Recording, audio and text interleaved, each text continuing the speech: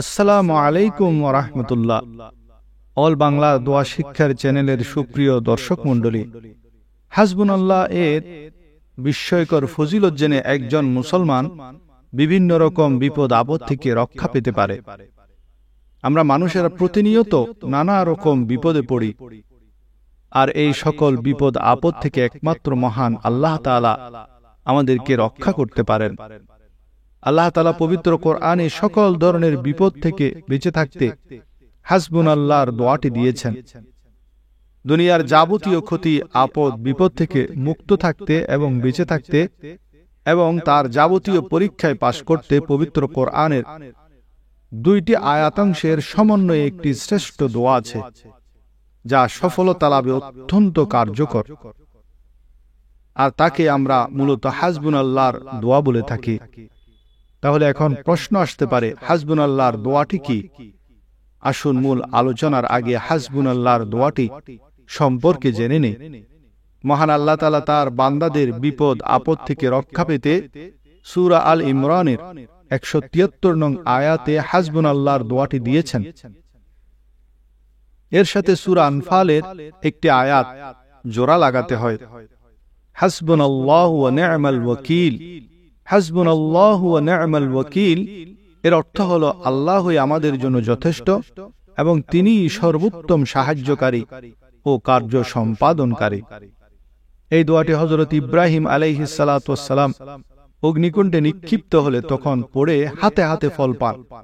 আর উহুদের যুদ্ধে সাহাবীগণ যখন শত্রুদের দ্বারা কঠিন পরিস্থিতির সম্মুখীন হন, তখন তারা এই দোয়াটি পড়েন, নি'মাল মাওলা ওয়া নি'মান নাসির। এটা হলো সূরা আনফালের 40 নং আয়াত। এর অর্থ হলো আল্লাহ তোমাদের সমর্থক এবং কতই না চমৎকার সাহায্যকারী। এখন হাসবুনাল্লাহু ওয়া নি'মাল ওয়াকিল এর সাথে নি'মাল মাওলা ওয়া নি'মান নাসির যুক্ত করে পড়লে অর্থ হয় আল্লাহই আমাদের জন্য যথেষ্ট এবং তিনি সর্বোত্তম সাহায্যকারী ও কার্য সম্পাদনকারী। তিনি তোমাদের সমর্থক এবং তিনি কতই না চমৎকার সাহায্যকারী। এখন যে কোনো বিপদে দুঃখে কষ্টে এই দোয়াটির আমল কিভাবে করবেন তা জেনে রাখুন। প্রথমে কি উদ্দেশ্যে পড়ছেন তা নিয়ত করুন। ওযু করে একটি শান্ত স্থানে কিবলামুখী হয়ে বসুন। একটি তাসবিহ নিয়ে ধৈর্য সহকারে পড়তে থাকুন। মোট 1000 বার পড়বেন। যদি এক বসাতে 1000 বার পড়তে না পারেন, প্রয়োজনে ছোট ছোট সেশনে ভাগ করুন। পড়া বা আবৃত্তি করার সময় অর্থের দিকে খেয়াল রাখুন। এবার আসুন এই আমলটি কখন করবেন তা জেনে নিন।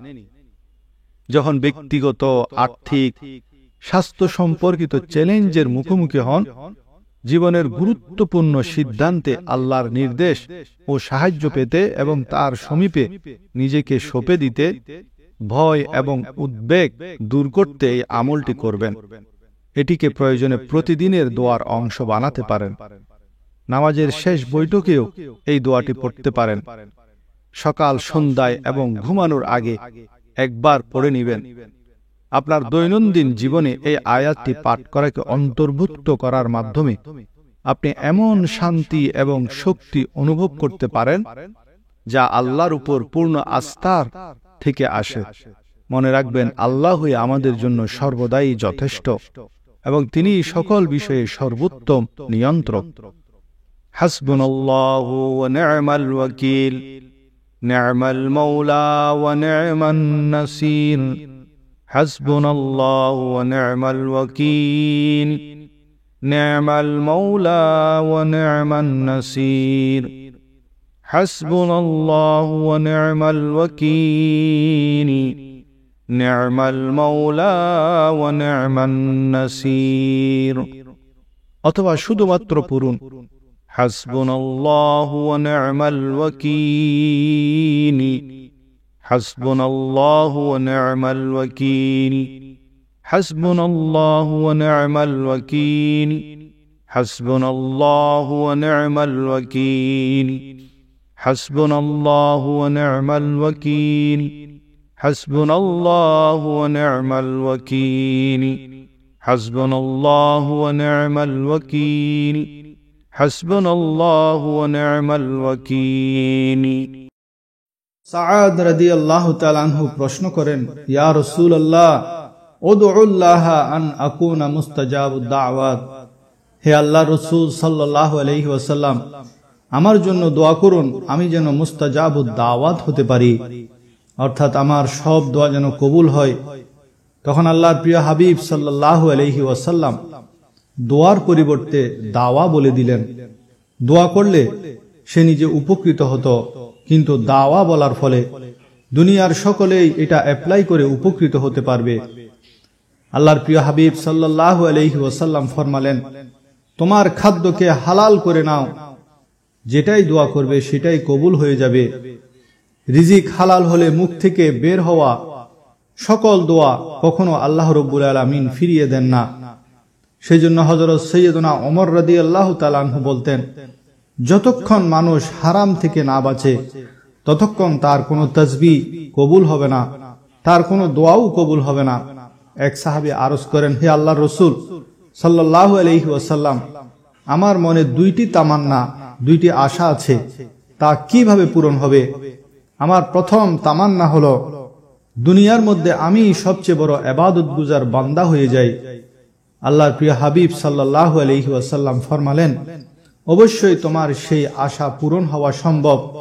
ইত্তাকিল মাহারিম তাকুন আ'বুদান নাস, অর্থাৎ হারাম জিনিস থেকে বেঁচে যাও, তোমার চাইতে বড় কোনো ইবাদতগুজার আর কেহ হতে পারবে না।